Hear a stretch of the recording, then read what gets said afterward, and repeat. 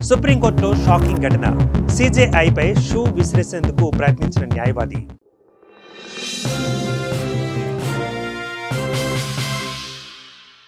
దేశ అత్యున్నత న్యాయస్థానం సుప్రీంకోర్టులో ఈరోజు సంచలనమైన ఘటన చోటు చేసుకుంది.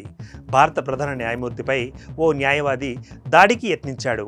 ఓ కేసు విచారణ జరుగుతుండగానే సీజేఐ జస్టిస్ గవాయ్ పైకి తన షూ విసిరేసేందుకు ప్రయత్నించాడు. నిందితుడి ప్రయత్నాన్ని సహచర న్యాయవాదులు అడ్డుకున్నారు.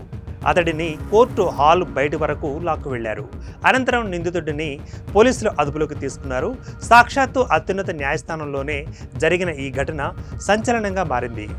ఇక ప్రధాన న్యాయమూర్తి ఓ కేసు విచారిస్తూ ఉండగా ఓ న్యాయవాది డయాస్ వద్దకు వెళ్లి తన షూ తీసి జస్టిస్ గవాయ్ పైకి విసిరేందుకు యత్నించారు.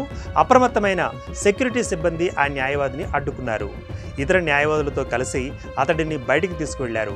ఈ క్రమంలో సనాతన ధర్మాన్ని సీజేఐ అవమానించారని సదరు న్యాయవాది నినాదాలు చేశారు.